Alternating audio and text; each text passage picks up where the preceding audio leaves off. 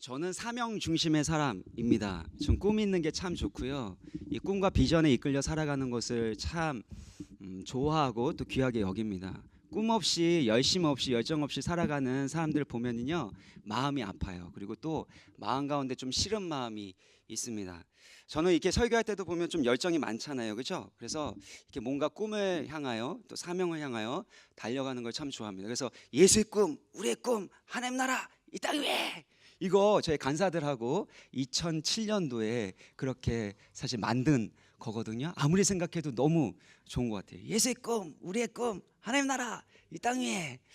이렇게 사명과 꿈에 이끌리는 삶을 참 좋아하고요. 하나님의 사람들의 특성 중에 하나는 꿈이 있었고 비전이 있었다라는 것입니다. 내가 이 세상에서 살아가는 분명한 이유와 목적이 무엇인지를 알고 있었던 사람입니다. 그게 바로 사명이죠. 하나님은 그런 사람들의 사명을 통해서, 꿈을 통해서 하나님의 놀라운 뜻을 이루셨습니다. 그런데 이 사명을 따라 살아가는 사람들이 쉽게 빠질 수 있는 함정과 위험 요소가 있습니다. 고든 맥도날드라고요, 내면세계 질서와 영적 성장이라는 책을 지은 분이 있는데 이것을 사명지상주의라고 했습니다. 사명지상주의가 무엇이냐면 대단한 목표를 이루어야지만 인생이 값어치 있다, 가치 있다라는 명제를 의미합니다. 그러니까 좋은 학교를 갑니다. 그리고 좋은 직장에 가서 지위를 얻고 어느 정도 재정적인 또 여러 가지 사회적인 영향력을 갖습니다. 그리고 그래서 하나님의 일을 해서, 그래서 하나님이 기뻐하시는 일을 해야지만, 그 다음이 중요합니다, 훌륭하고 가치 있는 사람이라고 생각하는 것입니다. 자신의 행위를 통해서 더 좋은 결과를 만들어내려고 합니다. 그리고 그 성과와 성취가 곧 나의 존재의 가치를 입증하는 것이라고 생각을 한다라는 것입니다. 세상뿐만 아니라요, 하나님의 사람, 사역자들도 쉽게 감염될 수 있는 것이 바로 사명지상주의입니다. 고든 맥도날드가요 20대 초반에 사역을 일찍 시작했습니다. 아버지가 이 목사님이셨어요. 근데 사역 초기에 불평 불만과 늘 싸워야 했다라는 거예요. 왜 교회는 빨리 늘지 않을까? 왜 사람들이 더 모이지 않을까? 왜 우리 GBS는 왜 이럴까? 이런 여러 가지 고민들이 있었다라는 것이죠. 아버지가 사실은 20대 초반에 유명한 설교자로 성공하셨기 때문에 아버지와 끊임없이 비교를 했습니다. 그때부터 이 고든 맥도날드는 사명지상주의 가면이 되었다라고 그렇게 고백을 합니다. 경쟁의 악령과 싸워야 했고 시기의 악령과 싸워야 했다라는 것입니다. 나보다 훌륭하고 나보다 더 좋은 그런 은사와 재능을 가지고 있는 사람들을 볼 때마다 나는 왜 그것만큼 되지 않는가라는 마음 가운데 열등감과 시기의식, 또 반대편으로 우월의식을 가지고 있는 사람들이 바로 사명지상주의에 빠진 사람이라는 것입니다. 오늘 본문을 보면 그릇으로 비교하자면 값비싸고 화려한 금그릇, 은그릇이 되고 싶은 것입니다. 평범하고 이렇게 비천한 나무 그릇이나 질그릇이 되었다라는 생각을 하면 참 받아들이기 힘들어하고 또 우울해하고 그리고 낙심하기도 한다라는 것입니다. 제가 이 나이가 점점 들면 결혼한 사람들, 우리 제자들이 있으니까 거기 가서 집들이를 할 때가 있습니다. 그러면 요리를 이제 새댁이 돼가지고 요리를 하게 되면 요리를 해오니까 얼마나 맛이 있겠어요, 사실, 그죠? 그래서 이 맛을 이렇게 맛있게 먹으려고 참 많이 노력을 합니다. 그런데 새댁들이 이렇게 다양하게 있는데 어떤 새댁들은 그릇에 관심이 있는 사람이 있어요. 저는 그릇 잘 모르는데요. 포트메리온인가요? 뭐 이런 그릇 같은 걸 모으고 그를 이제 결혼하기 전에 우리 뭐 누군가가 사줬으면 좋겠다 하고 그걸 모아가지고 탁 이렇게 시작하면은 뭔가 결혼 생활이 더 행복할 것 같고 또 어떻게 보면 더 아름다울 것 같고 뭐 이런 생각인 것 같아요. 어떤 그릇은 비싼 그릇은 수백만 원, 더 비싼 그릇은 수천만 원짜리 그릇 세트도 있습니다. 고급 레스토랑을 가게 되면 최고급 레스토랑일수록 최고급 그리고 고풍스러운 그릇이 있습니다. 음식만 맛있다고 거기가 고급 레스토랑이 아니에요. 어떤 그릇을 사용하는가? 여러분 가봤나요? 저도 안 가봐서 잘 모르겠어요. 근데 고급 레스토랑에 가면 갈수록 고급 그릇을 사용합니다. 거기에서 나오는 분위기가 있기 때문인 것이죠. 귀한 손님을 위해서는 값비싼 명품 그릇을 사용하게 되어 있습니다. 귀한 손님을 대접하는 명품 고급 그릇처럼 우리도 그런 금그릇, 은그릇으로 살아가고 싶어 합니다.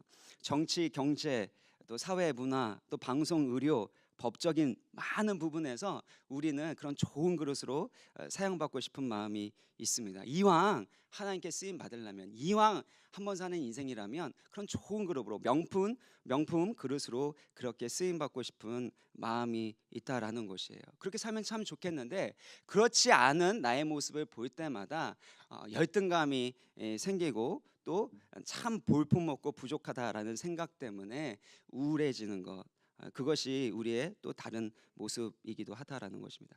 제가 2007년부터 2008년도 8월 말까지 3년 반 넘게 사역을 했었는데, 지금도 그렇겠지만 이 대학부에는요 참 특이한 사람들이 많습니다. 잘난 사람들이 참 많아요. 그래서 공부를 잘하는 사람도 참 많고, 또 집안의 배경도 좋은 사람도 참 많고, 그리고 외모도 수려하고 멋있고, 나야 나 뭐 이렇게 생각하는 사람도 있을지 모르겠는데, 그런 사람들도 있고, 뭐 하나만 이렇게 딱 가지고 있어도 참 훌륭하잖아요. 그런데 얼굴 외모 너무 치장해요. 막 이게 왜 이렇게 많이 뚫었는지 몰라. 그래서 쟤는 아유 그 뚫을 시간에, 치장할 시간에 공부 좀 하지.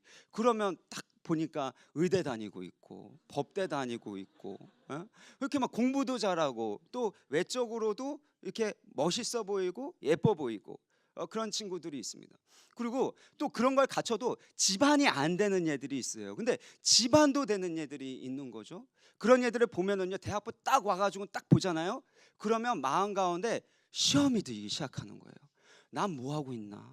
나는 지금 어느 위치에 있나? 우리 부모님은 뭐 했나? 이런 생각돼서 은혜 받으러 왔는데 오히려 회개하면서 또 간절하게 이렇게 기도하게 되는 이들이 있게 되는 거죠. 참 사실 비정상적인 사실 대학부인 거죠. 사실 정상적이지 않은 거죠.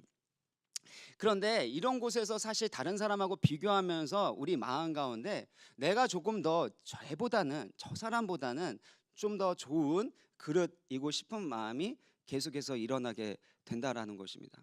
20대는 꿈과 비전의 시기죠. 그래서 제가 꿈, 비전 얘기하면 좀 더 영향력 있는 사람, 그래서 대학부 안에서도 좀 더 영향력 있고 앞에 좀 나와가지고 좀 뭔가 두각을 끼칠 수 있는, 그런 영향력을 끼칠 수 있는 사람이고 싶은데요, 현실은 사실 그렇지 않잖아요. 제가 20대 하나님의 꿈을 받은 이후에 가장 힘들었던 것 중에 하나는요, 하나님 주신 비전은 참 큰데 저의 현실적인 모습은 너무 초라한 거예요. 그러니까 늘 예배 때마다 많이 울었어요.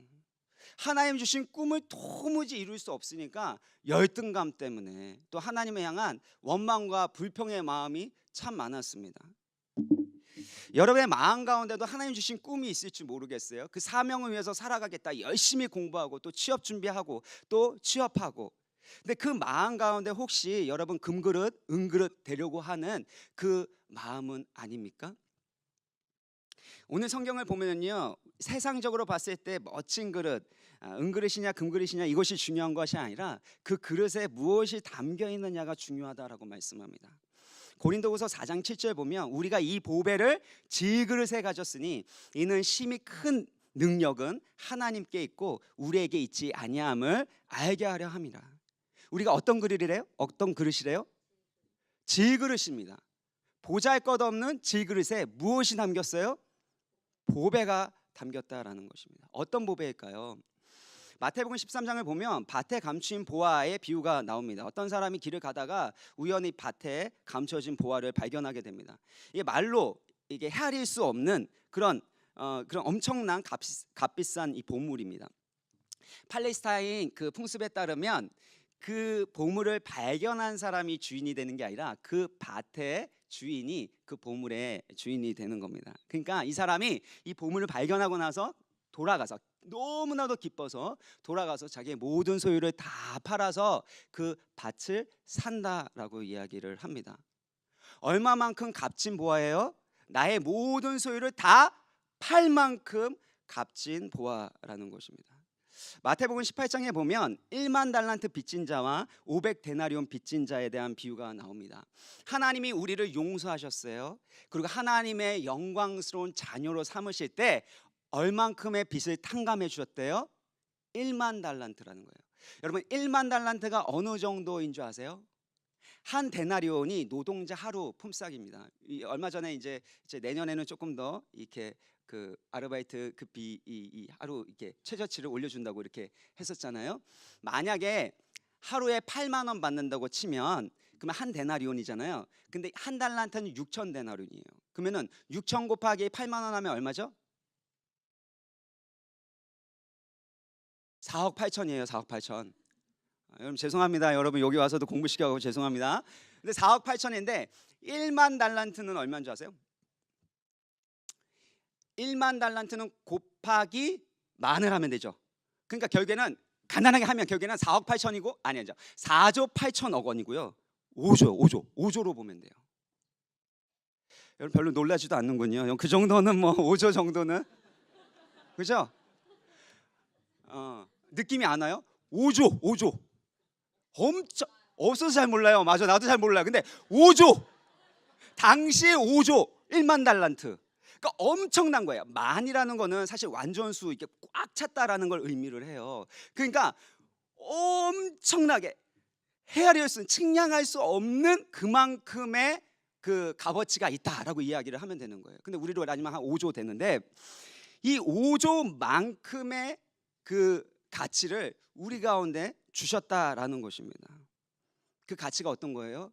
바로 우리를 모든 죄에서 건져내시고 우리 모든 죄악을 씻어내시기 위해서 거룩하고 영광스러운 하나님의 자녀 삼기 위해서 바로 하나님의 하나뿐인 아들을 주신 것, 그것을 1만 달란트로 표현하고 있다라는 것입니다. 여러분 아들을 준다는 것, 온 우주 만물을 창조하신 그 하나님이 그 무엇과도 바꿀 수 없는 아들을 주셨다는 것, 그것이 바로 우리의 가치라는 것입니다. 예수 그리스도의 핏값만큼이나 가치 있는 우리, 이것에 대해서 여러분은 얼만큼 경험하고 느끼고 누리고 계십니까?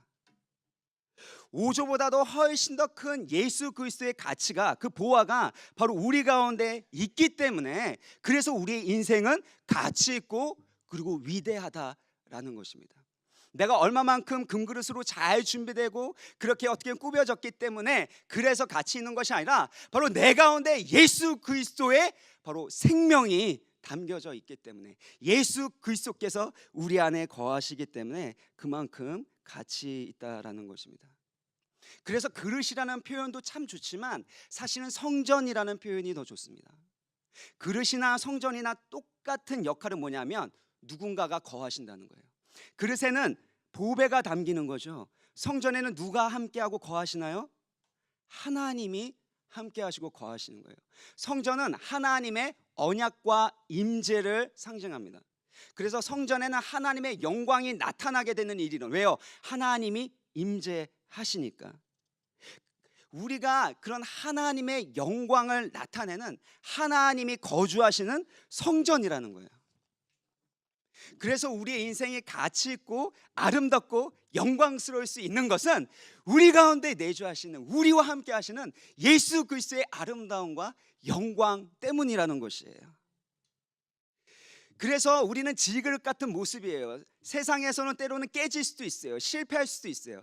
그렇지만 온 우주하고도 바꿀 수 없는, 그리고 온 우주를 창조하신 바로 하나님의 영광이신 그리스도께서 우리와 함께 하시기 때문에 내 인생이 가치 있고 영광스럽다라는 것, 이 자존감을 갖게 되어질 때 우리 인생이 달라지기 시작한다라는 것입니다.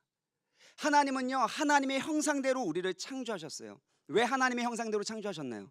하나님과, 그 영광스러운 하나님과의 친밀한 사귐을 누리고 그 가운데서 그 하나님의 하나님 되심, 하나님이 얼마나 영광스럽고 아름답고 선하신 분이신지를 우리를 통해서 나타내도록 하기 위해서 하나님의 형상대로 지으신 거예요. 그게 바로 하나님을 닮은 존재라는 것입니다. 베드로전서 1장 4절을 보면 우리를 하나님의 성품에 참여한 자가 되게 하려 하셨다라고 말씀하고 있습니다. 그리고 우리가 선을 행하게 될 때 마태복음 5장 16절에 보면 너희의 착한 행실로 빛을 비추어 하나님 아버지께 영광을 돌려. 우리의 착한 행실이 어떻게 된대요? 빛을 비춘대요. 근데 그 빛을 비춘 것이 누구에게 영광이 돼요? 하나님의 영광이 돼요. 왜요? 우리의 선행을 통해서, 우리의 성품과 우리의 행실과 우리의 말을 통해서 바로 하나님의 영광이, 아름다우심이, 선하심이 드러나게 된다라는 것입니다. 그럼에도 불구하고 우리는 이거를 잘 몰라요. 관심도 별로 갖지 않고요, 너무 당연하게 생각해요. 그래서 여전히 내 외모가 제일 중요해요. 그리고 그 외모에 대해서 누가 얼마만큼 인정해 주느냐, 얼마만큼 예쁘다고 해주느냐. 내가 이렇게 10만 원 들여가지고 파마를 했는데 나 이쁘다는 얘기 안 하게 되면 그날은 그냥 기분이 꽝 상해버리는 그런 모습이 우리 가운데 있잖아요, 그렇죠? 헨리 나우엔이요, 마음의 문을 열고라는 책을 썼는데, 그 책에 보면 정신과 의사가 어느 여성을 만났습니다. 그 여성은 이 의사를 보자마자 막 소리를 꽉 지르면서 잘가 하면서 그렇게 강렬하게 발작을 일으키면서 거부하기 시작합니다. 심지어 폭력까지 사용하기 시작합니다. 알고 보니까 이 여성에게 이 뭔가가 꽉 쥐어져 있는 거예요. 어떤 보물이 있길래 이렇게 꽉 쥐고 있을까 보니까, 알고 보니까, 펴보니까 그게 바로 동전 한 입인 거예요. 그 동전 한 입을 지키려고 그렇게 발작을 하고 발악을 하고 몸부림을 친 겁니다. 왜 그렇게 됐을까요? 그 동전에 남모를 추억이 있는지도 모릅니다. 어떤 계기를 통해서, 아니면 어떤 상처나 어떤 충격 때문에 이 동전이 마치 나인 것처럼 생각하게 될지도 모릅니다. 그런데 그 여성을 보면서 참 안타까운 마음이 들지 않나요? 그 동전보다 훨씬 더 값어치 있고 존귀한 여성인데, 자기는 자기가 얼마나 존귀한지, 얼마나 아름다운지 알지를 못해요. 얼마나 사랑받기에 충분한 여성인지를 알지 못해요. 동전 하나에 집착하고 있는 그 여성의 가장 큰 문제는 무엇일까요? 자신이 누구인지를 모르는 거예요. 마찬가지입니다. 우리도 우리의 그릇 때문을 위해서 열심히 공부하죠. 열심히 취업 준비해서 좋은 직장에 들어갑니다. 그리고 매력 있게 하기 위해서 여러 가지 노력도 하고, 또 몸매도 가꾸고, 근육도 키우고, 옷도 멋있게 입고, 그리고 얼굴에 몸매에 여러 가지 튜닝도 하고, 그죠? 그게 여러분의 진정한 가치인가요? 진정한 아름다움인가요? 얼마나 가게 될 가치고 아름다움이에요? 얼마나 인정받을 수 있는 가치고 멋있는 것인가요? 많은 청년들이요, 이 남자 같은 경우에는 그 미래에 대한 불안감이 참 큽니다. 그래서 20대 초반으로서 내가 취업도 이렇게 준비해야 되고, 또 20대 중반 후반에 되면 한 가정을 책임져야 된다는 부담감이 참 커요. 여성들 같은 경우에는 대부분은 다 자존감 문제가 있어요. 결국에는 그 자존감의 문제, 또 여러 가지 사회적인 직위의 문제, 이것도요, 결국에 내가 얼마만큼 가치 있고 얼마만큼 사랑받을 만한 사람인지를 확인하고 싶은 거 아닌가요? 내가 얼마만큼 훌륭하고 멋진 사람인지 인정받기 위해서 남자들은 끊임없이 자기가 멋지다고 표현합니다. 그리고 허풍을 어떻게 해야 되나, 이렇게 합니다. 사실 남자가 허풍이 있어야 돼요. 허풍이 있어야지 결혼할 수 있거든요. 너만 행복하게 해줄게, 다시는 그런 아픔이 없도록 해줄게, 이렇게 막 노래하면서 그렇게 해야지 사실 결혼하는 거거든요. 그렇잖아요, 그죠? 남자들 이거 별로 써먹지는 마세요. 근데 사실은 우리 가운데 그런 여러 가지 부분에 있어서 부담감이 참 많습니다. 그런데 그 모든 것들이, 여러분이 추구하는 모든 것들이 정말 여러분의 가치인가요? 아니라는 거예요. 우리 모두는 질그릇이라는 겁니다. 그 질그릇에 무엇이 담겨 있는가? 바로 예수 그리스도, 그 생명이 담겨 있을 때 우리가 가장 가치 있는 삶 살아갈 수 있고, 그 하나님의 성품을 드러내는 삶을 살아갈 때 그때 가장 가치 있는 삶을 살아갈 수 있다는 것입니다. 이 초대교회에 저희 대한민국의 초대교회 선교사님 중에 한 분이 펜윅이라는 캐나다 선교사님이 있습니다. 이 선교 대회에서 선교사적인 부르심을 강조하는 설교를 듣습니다. 근데 신학 교육도 안 받았어요. 그리고 제대로 된 일반 교육도 받지를 못했습니다. 자신이 얼마나 보잘것없는 사람인지 자기 스스로 너무 잘 알고 있었대요. 근데 그러던 중에 월더라는 선교사님을 인도에 계셨던 선교사님 만나는데 그 선교사님이 이렇게 말씀하는 거예요. 아무리 보잘것없는 그릇이라도 그 그릇에 생수를 담아서 사막에서 죽어가는 사람에게 가져다 준다면 그 사람은 살아날 수 있을까요? 그 죽어가는 사람에게 그 생수보다 값진 것이 있을 수 있을까요? 페닉 선교사가요, 자기 안에 있는 그 열등감을 다 내어버리기 시작합니다. 어떤 그릇인가가 중요한 것이 아니라 바로 내 가운데 무엇이 담겨 있는가, 이것이 가장 소중하고 가치 있는 것을 깨닫게 됩니다. 바로 생명을 살리는 예수 그리스도의 생수가 내 가운데 담겨져 있다면, 그래서 그 예수 그리스도를 줄 수 있다면 그것보다 가치 있는 삶이 어디 있겠는가. 그래서 조선으로 오게 됩니다. 황폐한 땅, 은둔의 땅 조선으로 와서 선교사로 살아가게 됩니다. 보잘것없는 그릇으로 보였지만 페닉 선교사는요, 우리나라에 250여 개의 교회를 세웁니다. 250여 개의 교회를. 성경도 번역하고 찬송가도 발간하게 되고 만주 시베리아에까지도 이 복음을 전하고 주의 몸된 교회를 세워나갑니다. 그래서 침례교회의 기초를 세운 유명한 선교사님으로 지금도 기억되고 있습니다. 세상의 직업도 소명입니다. 그러나 세상의 직업이 소명이기 때문에 내가 사회적으로 좋은 직장을 가고 전문인으로서 살아가야 하지만 쓸모 있고 가치 있다고 여기는 것은 거짓 메시지입니다. 그건 사명 지상주의입니다. 동정 한입 움켜쥐고 이것이 나의 가치라고 발악하는, 그것 때문에 울부짖는 그 여인과 크게 다를 것이 없다라는 것입니다. 여러분, 꿈 참 중요합니다. 사명을 갖고 살아가는 것 참 중요합니다. 근데 문제는 뭐냐면요, 그 사명이 내가 어떤 존재인지를 입증하기 위한 노력이 되어서는 안 돼요. 여러분이 얼마나 가치 있고 존귀한 사람인지를 깨달아야 돼요. 여러분이 얼마나 크신 하나님의 사랑을 받고 다른 사람이 인정해주고 사랑해주지 않아도 난 하나님의 그 사랑을 받을 뿐만 아니라 나의 진정한 가치를 인정해줄 사람이 있어. 그리고 나는 하나님께 받은 이 사랑을 흘려보내는 삶을 살아갈 거야. 얼마나 많은 사람들이 인정에 목마른지 몰라요. 사랑에 목마른지 몰라요. 그래서 조금 사랑해준다고 하면, 예쁘다고 하면, 멋있다고 하면, 그러면 자기의 마음과 영혼까지도 팔아서라도 그렇게 사랑받고 인정받고 싶은 연약함이 우리 가운데 있지 않습니까? 겉으로 봤을 때는 참 아름다워 보이고 매력 있어 보이는데 마음 가운데는 여전히 외롭고 여전히 열등감이 있고, 또 그 열등감을 덮기 위해서 남다른 우월감을 가진 것처럼 그렇게 살아가는 모습이 우리 가운데는 있지 않습니까?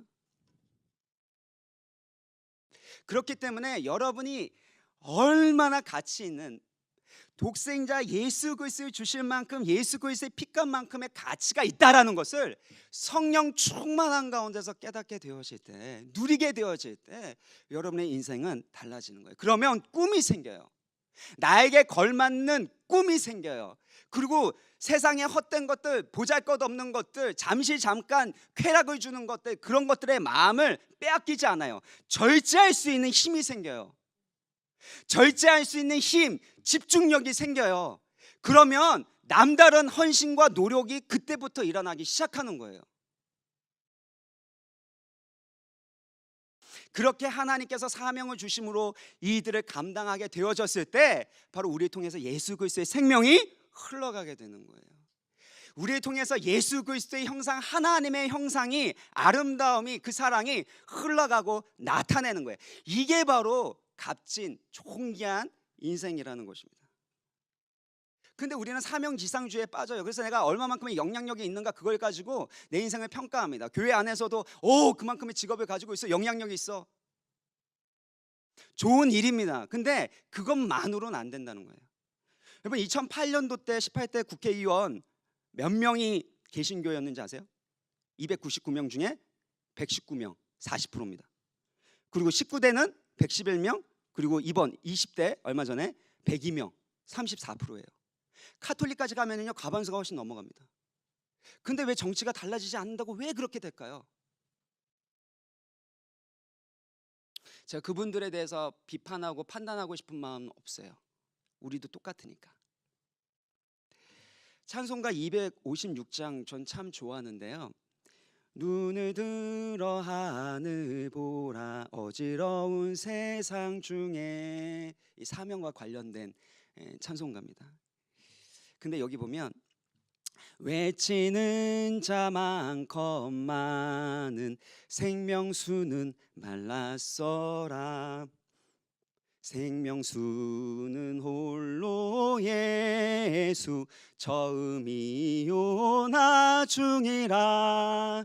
주님 너를 부르신다. 믿는 자여 어이할 곳. 외치는 자는 많건만은 뭐가 말랐어요? 생명수는 말랐어라. 생명수는 홀로 예수 처음이요 나중이나 주님 너를 부르신다. 믿는 자여 어이할고. 내가 어떤 그릇이 되는가, 그것이 참 중요할 때예요. 그것 때문에 여러분 스트럭을 하게 되고 눈물 흘리게 되어지고 금식도 하게 되고, 그것을 통해서 복음의 은혜를 더 깊이 경험하게 되고 변화될 수 있을 거예요. 그런데 결국에 어떤 그릇이냐의 그 치열한 싸움보다 더 중요한 것은요, 내가 누구인지 아는 것, 그리고 나라는 그릇에 바로 예수 그리스도가 담겨져 있는 것, 바로 내가 하나님의 영광스러운 거룩한 성전이라는 것을 깨닫고 누리며 살아가는 것입니다. 그렇다면 이 성전으로서 어떻게 살아가야 될까요? 오늘 우리가 디모데후서 2장 20절 보면 큰 집에는 금그릇과 은그릇이 있을 뿐만 아니라 나무 그릇과 질그릇도 있어 귀하게 쓰는 것도 있고 천하게 쓰는 것도 있나니, 그러므로 누구든지 이런 것에서 자기를 깨끗하게 하면 귀히 쓰는 그릇이 되어 거룩하고 주인의 쓰심에 합당하며 모든 선한 일에 준비함이 되리라. 주인 쓰시기에 합당하고 모든 선한 일에 준비되기 위해서 필요한 게 뭐래요? 한 가지, 깨끗함입니다. 거룩함입니다. 하나님이 우리를 부르셨을 때 첫 번째 부르심은 바로 거룩으로, 거룩한 하나님의 백성으로 부르셨다라는 것입니다. 그래서 왕 같은 제사장이라고 하잖아요. 왕 같은 제사장에게 첫 번째로 요구되어지는 사명이 있다면 그것은 자기 자신을 성결케 하는 것이었습니다. 내가 거룩하니 너희도 거룩하라. 한국교회를 대표하는 목사님들이 있었습니다. 한 분은 청년 목회에 있어서 탁월한 분이셨어요. 한 분은 청소년 사역에 있어서 차세대 영적 지도자로 주목을 받는 분입니다. 근데 두 분의 공통적인 특성이 뭐냐면 사명 중심적인 삶을 살아가라는 겁니다. 이 죄 관리하는 삶을 살아가지 말라는 거예요. 이 청년의 때 여러분 유혹이 얼마나 많아요. 문화가 얼마나 많아요. 여러분 친구들 얘기 들어보면 그 얘기 들으면 참 많이 유혹이 되고 또 마음이 상하게 되는 이들이 참 많잖아요. 그래서 여러분 영적으로 성장하는 데 있어서 사실 이 죄책감이 참 커요. 특별히 이 청년 때는 이 음란과 관련된 이 죄로 인해서 무너질 때가 참 많거든요. 그런데 이 죄가 한번 이렇게 한번 걸려 넘어지면 마귀가 끊임없이 정죄해요. 너 같은 게 무슨 리더야, 너 같은 게 무슨 제자 훈련해, 너 같은 게 무슨 사명이야, 이러면서 끊임없이 우리를 조롱하고 정죄하거든요.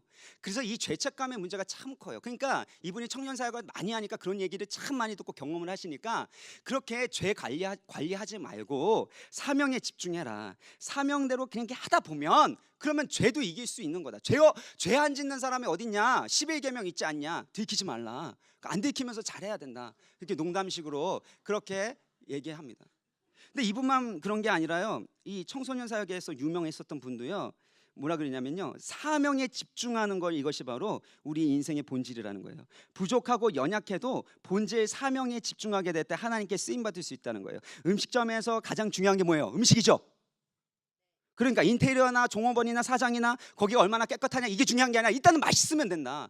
마찬가지로 우리가 하나님께 쓰임 받을 수 있는 강점을 가지고 그렇게 쓰임 받으면 그러면 되는 거다. 그리고 죄는 언젠가는 해결될 거다. 이렇게 막연하게 얘기했어요. 근데 두 분 다 공통점은 뭐냐면 성적인 문제 때문에 무너져 버렸어요. 여러분, 사명에 집중한 거 참 중요해요. 원수의 정죄에 넘어가지 않아야 돼요. 우리는 죄 지어요. 연약함이 있어요. 무너져요. 그렇기 때문에 예수 그리스도의 복음이 더 영광스러운 거예요. 나의 나 된 것은 하나님의 은혜예요. 내가 그리스도와 함께 십자가에 못 박혔나니 그런즉 이제는 내가 사는 게 아니에요. 나의 옛사람, 실패할 수밖에 없는 이런 음란하고 추악한 나의 옛사람은 이미 죽었다는 거예요. 새 사람이 된 거예요. 그래서 다시금 시작할 수 있어요. 왜요? 누구든지 그리스도 안에 있으면 새로운 피조물이니까. 내가 만약에 옛사람이라면, 옛사람이 살아서 난 여전히 음란해, 난 여전히 교만해, 난 여전히 가망성이 없어, 그러면 여러분 죄를 이길 수 있어요? 못 이겨요. 여러분의 옛사람이 그리스도와 함께 십자가에 못 박혀 죽을 거야가 아니에요. 죽었어요. 그리고 여러분은 이제 그리스도 안에서 새 사람, 새로운 피조물이 된 거예요. 그래서 예수 그리스도 보혈로 정결케 되고 이제 새 사람으로 살아갈 수 있도록 성령께서 도와주신단 말이에요. 그래서 이 모든 과정도 하나님의 은혜예요. 제가 다음 주에 연결해서 말씀하겠지만 은혜예요. 은혜지만 여러분 그 과정 가운데서는 죄와 피 흘리기까지 싸워야 돼요. 왜냐하면 옛사람이 죽었고 내가 누구예요? 새 사람이 되었죠. 그러면 죄가 더 이상 나와 상관이 있어요, 없어요? 상관이 없는 거죠. 여러분이 원하는 게 죄예요? 그 죄를 지었을 때 느껴지는 그 쾌락이나 그 잠시 잠깐의 유익, 그거를 원해요 정말? 거듭난 영혼은 알아요. 그거 원하지 않아요. 그냥 속아 넘어간 거예요. 나의 연약함이에요. 습관이에요. 옛사람의 습관이 남아있는 거죠. 그죠? 이것들을 버리기 위해서 끊임없이 싸워나가야 돼요. 왜냐하면 죄는 인격이기 때문이에요. 여기 커플들이 있을 수 있는데요, 커플끼리 너무 사랑하다 보면 어떻게 해요? 손잡고 싶고 안아주고 싶고 그 다음에 점점 진도가 가게 되잖아요. 그죠? 그러면 정지하려고 그러는 게 아니에요. 현실을 얘기하는 거예요. 현실. 나도 연애했어 얘들아. 나도 결혼했어. 난 남자야. 근데 그거 싸워 나가야 돼요. 왜냐하면 죄는 인격이에요. 기다려야 돼요. 다음 주에 얘기할게요. 이거 이 관련돼서는 여러분. 지금 얘기할까? 시간이 없어. 그래서 우리가 웃으면서 얘기하지만 정말 이 부분에 대해서 진지하게 죄와 싸우는 거 필요해요. 그게 나의 인격이에요. 그래서 혼전순결 너무 중요해요. 왜냐하면 그게 나의 책임이고 그게 나의 인격이에요. 그걸 훈련하는 거예요. 죽을 것 같이 힘들죠. 이미 그 선을 넘어가서 마음 가운데 죄책감이 있으면 다시금 복음 앞에 가셔야 돼요. 십자가 가운데 가셔서 그 십자가가 나의 영광이 되게 하시고 나의 새롭게 해주십시오. 여러분 그 하나님의 은혜를 구하세요. 그러면 다시 시작할 수 있어요. 그 다음에도 여러분 유혹은 있어요. 그죠? 습관이 있으니까 힘들 거예요. 다음 주에 설교할 거예요. 그런데 거기 안에서 여러분 싸워 나가야 돼요. 다시 싸워 나가야 돼요. 피 흘리기까지 싸워야 돼요. 그걸 도우시는 성령 하나님이 계시는 거예요. 어떻게 그러면 싸워나가고 승리할 수 있을 것인가? 오늘 맛배기만 하고 다음 주에 할게요. 뭐냐면 첫 번째는 여러분 안에 새로운, 세상에서 줄 수 없는 그 영적인 기쁨, 은혜로 말미암아 하나님이 주시는 그 기쁨을 계속해서 맛보고 개발해 나가야 돼요. 많은 경우에 죄에 빠지는 가장 큰 이유 중에 하나는 뭐냐면 스트레스 때문이에요. 그 스트레스, 왜 스트레스 받아요? 끊임없이 경쟁해야 되니까, 끊임없이 누군가에게 사랑을 받으려고 노력하고 몸부림치고 있으니까, 끊임없이 다른 사람하고 비교하고 있으니까. 그러니까 여러분 하나님 안에서 내가 누구인지를 확인하지 못하는 사람들은 끊임없이 몸부림치면서 스트레스 받을 수밖에 없어요. 그 스트레스를 벗어나서 하나님이 주시는 평강과 기쁨을 누리는 그 훈련을 하는 거예요. 그래서 어거스틴이 예전에 제가 봄수련 때인가 얘기했던 것처럼 어거스틴이 만이교 가운데서 이 성적인 이 죄로 인해서 마음 가운데 있는 여러 가지 이제 습관들도 있으니까 참 어려웠단 말이에요. 그 죄를 이길 수 있는 것은 이 세상이 감당할 수 없는 이 세상을 능가하는 기쁨을 누렸기 때문이라는 거예요. 그게 바로 은혜예요. 은혜 안에는요 이 세상에 줄 수 없는, 이 세상의 어떤 관계로 통해서도 얻을 수 없는 그 기쁨을, 그 깊은 기쁨을 맛보게 해주는 거예요. 그거를 개발해 나가야 돼요. 또 하나는요, 여러분 혼자서는 죄 못 이겨요. 여러분 죄로 인해서 스트럭을 하고 있다, 깨끗한 그릇 되고 싶은데 그게 잘 안 된다, 자꾸 음란 동영상을 보게 되어주고 그걸로 인해서 내가 너무 싫어지고 너무 힘들다, 아예 나는 그런 감각도 없다, 그냥 이게 죄인지도 모르겠다, 그런 분이 있을 수 있어요. 근데 성령 하나님께서 여러분 가운데 말씀하시고 이 시간에 그 죄를 이겨야 되겠다, 거룩한 성전 되기 원합니다. 그릇되게 깨끗한 그릇되어서 쓰임받기 원합니다. 쓸데없는 거에 나의 시간과 에너지 쏟지 아니하고 하나님의 생명 살리는데 하나님의 영광을 위하여 좀 쓰임받을 수 있는 그런 성정되고 싶다라고 하면 죄를 감추지 마세요. 아닌 척하지 마세요. 여러분 스스로 죄를 이길 수 있다라고 하면서 죄를 이겼다면 문제 없어요. 그런데 만약에 여러분이 혼자서 싸워나가는데 안 돼요. 여전히 수련회 갔다 왔는데 갔다 온 그 사이에 또 죄를 졌어. 뭐예요? 여러분 혼자는 된다 안 된다? 된다 안 된다? 안 된다는 거예요. 커플들도 잘 들으세요. 여러분 둘 사이의 관계가 이게 쉽지 않다. 여성이 이게 특별히 절제력 있고 지혜로워서 안 되겠어, 우리 이게 딱 선을 긋시다. 그러면 이제 남자가 당황하기 시작한 거죠. 얘가 은혜를 받아가지고 이상해졌구나. 그러면서 이제 은혜 못 받도록 이제 다른 데로 데려갈 수도 있는데, 근데 그렇지 않은 커플들은 오픈하셔야 돼요. 도와달라고 해야 돼요. 아무한테나 하면 안 돼요, 여러분. 다 소문내요. 이렇게 믿을 만한 함께 할 수 있는 믿음의 동역자. 미안합니다. 이렇게 막 소문낸다 그러니까 너무 경박하다. 우리 믿음의 공동체가 그 정도 수준이 아닌데 내가 청년 사역하면 이렇게 막 흥분하니까 즐겁게 재밌게 해야 된다 그러는데, 여러분 그런 사람들 아니잖아요. 되게 고상하고 품위 있고 입 무겁고. 미안해요.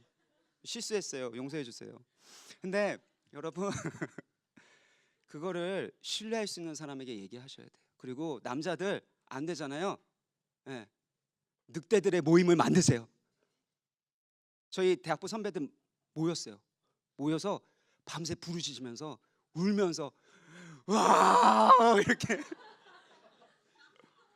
정말 멋있는 청년들이야, 형제들. 여러분 그런 형제들이 멋있는 거예요. 안 그런 척하고 막 거룩한 척하고 위험해요. 물론 진짜 거룩한 사람 있을 수도 있어요. 근데 그러면 안 돼. 그러면 나 진짜 거룩해. 나 안 그런 척 막 할 수 있단 말이에요. 근데 여러분 진짜 그거를 같이 모여서 다 죄인이잖아요. 다 부족하잖아요. 20대 훈련해야 돼요. 혼전순결 훈련해야 돼요. 지금부터 해야 돼요. 왜냐하면 혼전순결보다 더 어려운 게 뭔지 아세요? 혼후순결이에요. 안 놀래네? 진짜예요, 여러분. 혼후순결이 더 어려워요.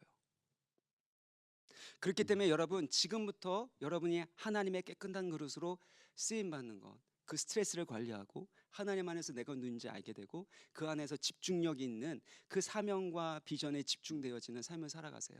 그리고 함께 모여서 예배하고 함께 그 죄의 연약한 무너진 것들을 함께 이야기 나누는, 고백할 수 있는 그 공동체 동역자를 만들어 가세요. 그러면 그런 사람들의 3년 후, 5년 후, 10년 후는 놀랍도록 달라져요. 윌리엄 위버퍼스가 강점이 뭐였냐면 클랩한 공동체예요.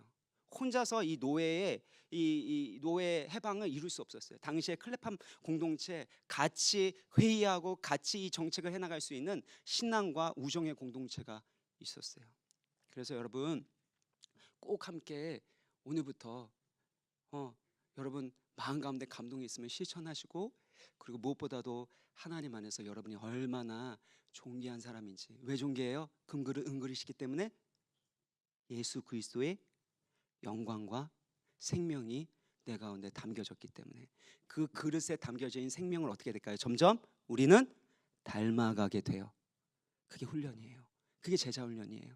훈련 받으셔야 돼요. 훈련 받으셔야 돼요. 그래서 하나님의 성전으로 살아가는 훈련을 혼자 하는 게 아니라 함께 제자 훈련을 통해서 하셔야 돼요. 전폭 훈련도 여러분 시간 내서 하시면 좋겠어요. 그래서 여러분 정말 하나님께 쓰임받는 존귀한 그릇, 깨끗한 그릇을 통해서 정말 하나님께서 하시고 하자는 모든 일에 합당하게 쓰임받게 되고 또 모든 선한 일에 준비되는 우리 대학사부 드림이 되시기를 주의 이름으로 축복합니다. 아멘. 아멘. 아멘. 네, 찬양하고요. 그 박영 목사님한테 좀 길게 했다고 얘기하지 마세요. 우리 햇살보다 밝게 빛나는 주의 영광, 이 찬양하면서 거룩하신 하나님 앞에 나가기 원합니다.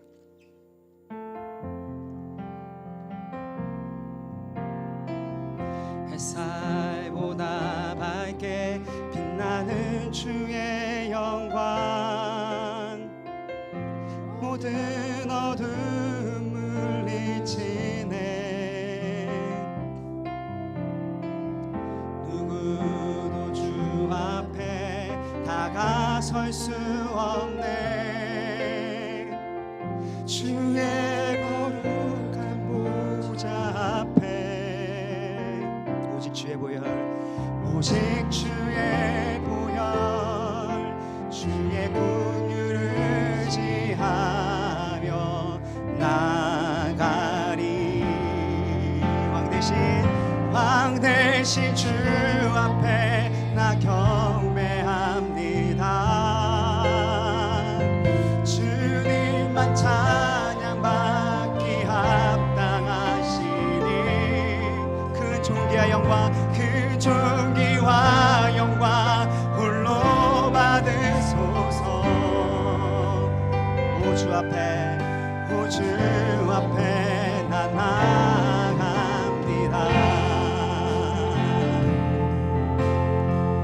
햇살보다 밝게 빛나는 주의 영광, 햇살보다 밝게 빛나는 주의 영광, 그 영광을 보게 하여 주옵소서.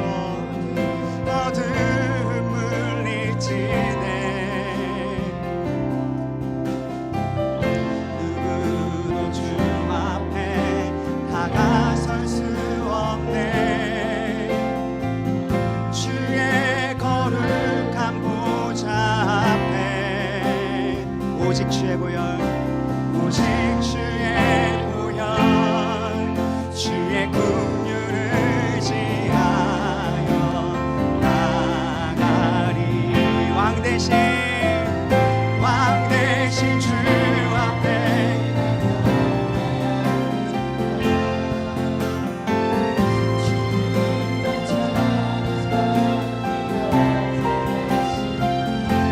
큰 존귀와 영광 홀로 받으소서. 오 주 앞에, 오 주 앞에 나 나가. 왕 대신 주 앞에 나 경배합니다. 주님만 찬양받 그 존귀와 영광,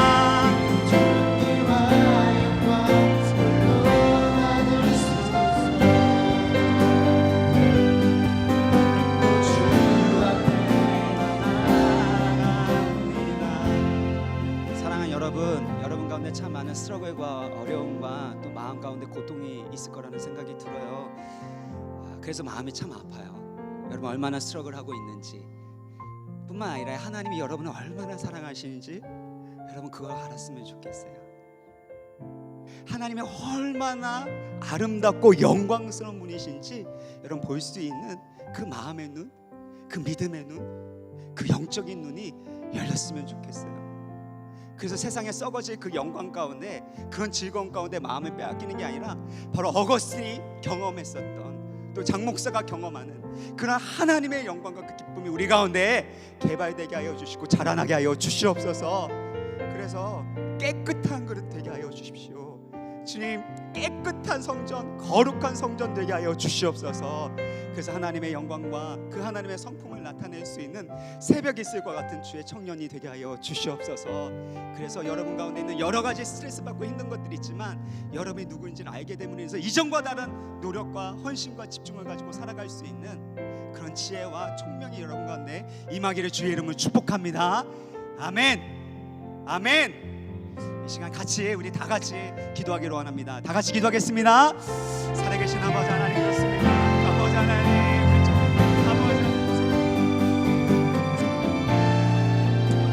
우리 계속해서 기도할 때는요, 이 시간 우리 다 같이 일어나길 원합니다. 일어나서요, 우리 일어나서 하나님께 좀 결단하면서, 하나님, 내가 거룩한 하나님의 그릇 되길 원합니다. 깨끗한 그릇 되길 원합니다. 아버지 하나님, 연약하고 부족합니다. 그렇지만 누구든지 그리스도 안에 있으면 새로운 피조물이라 말씀하셨는데, 다시금 수련회 갔다 온 이 지금부터 다시 시작하길 원합니다. 사실 제가 이 메시지 수련회 때 자주 하게 되는 메시지인데요, 제가 이때 한 거는요, 하나님 그런 마음 주시기 때문이에요.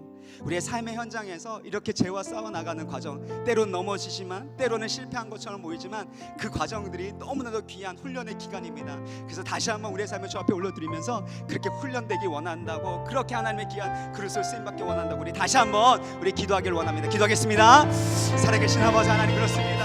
아버지 하나님, 아버지 하나님, 왕 되신 주님, 왕 되신 주님, 거룩하신 아버지 하나님, 그 영광을 따라 거룩한 그릇으로 쓰임받게 하여 주시옵소서.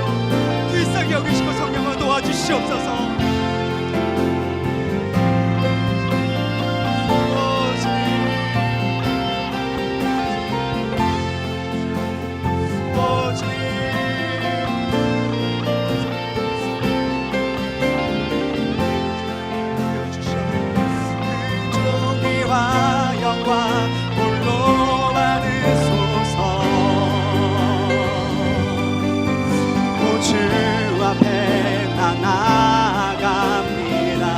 왕 되신 주 앞에 나 경배합니다. 주님만 찬양받기 합당하시니 그 존귀와 영광 홀로 받으소서. 주 앞에 나 나갑니다. 왕 되신 주 앞에 나 경배합니다. 주님만 찬양받기 합당하시니 그 존귀와 영광 홀로 받으소서. 오 주 앞에 나 나갑니다.